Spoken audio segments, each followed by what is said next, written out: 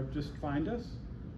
Of those, about half get screened out immediately because they don't fit our thesis of tech innovation for the consumer experience. Of those 500, probably about a third of them make it to a face-to-face meeting with our investment committee. And of those, about half, or maybe 50 a year, go into due diligence. And of those, about 5 a year become new investments for our firm. So it's 1,000 in the top, 5 out the bottom each year. But themes we're seeing this year, these are kind of our stated investment themes as a firm, and they kind of map the consumer journey. The supply side of goods, getting from taken out of the earth to put on the shelf to serve the computer as a consumer. And then it's either the in-store experience or the e-commerce experience, but we all know those two things have kind of gelled together, and it doesn't necessarily matter anymore if it's in-store or e-commerce. It's usually some kind of hybrid of both, right? And then all the things you can do to acquire a customer, serve a customer, and keep a customer. That's a kind of neat bucket for us for deal flow. And then the last one is more non-tech, but we'll see like novel retail concepts, like neighborhood goods won us over a few years ago. It didn't wind up going too well, unfortunately. A hair salon concept I was telling Joan about. We met a young woman that had a just fabulous idea for a blowout bar for women with textured hair that straighten their hair. And we funded her first store, and she's taken off like a rocket and now has Howard Schultz involved. So maybe he'll help her figure it out nationally. We hope so. But so the last bucket there is a non-tech concept for new brands and new retail concepts. So we kind of folded all the deal flow we've seen so far this year into 3 key themes. The first of these themes is everything around the supply chain. Within that, there's really some key factors that kind of sub-buckets that these things fall into. One is consumers increasingly want to know where their goods came from.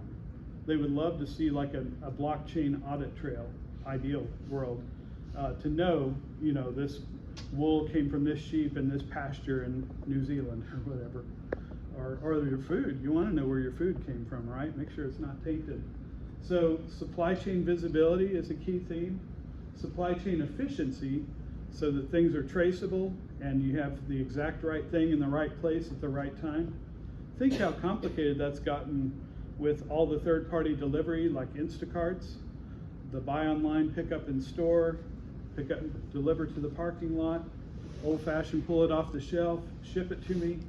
The permutations of how goods get that last mile to the consumer have gotten really complex. And then last in this is just making sure you've got the right thing in the right place at the right time. So inventory optimization are how I would group these things we're seeing. The second theme is we used to call this omnichannel. So everybody remember the word omnichannel? We got so overused, we got sick of it and started calling it other stuff. But it basically boils down to giving the consumer a great experience, even if they're standing in your store but shopping on your website. So you have to figure out how to serve the consumer fluidly, online or in store, with no silos or you know, friction points in that journey. And it really gets involved in personalization, but isn't that our third theme, Lindsay? Personalization? Well, really harnessing AI to leverage all this rich data that we're all sharing, and we're all getting increasingly frustrated about sharing, right? Because we've learned that our data has value.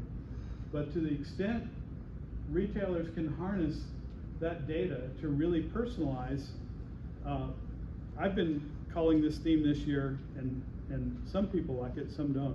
I think it's like serendipity on demand. We all want, you know, serendipity is that moment when you see the thing you've been dreaming of forever, and maybe you didn't even know it, and there it is, right at the right magical time, right when you need it. Like an umbrella appears in your hand when it's raining outside. So I think ideally, These things are all trying to get to having exactly what you want, when you want it, where you want it. Maybe even before you know you want it.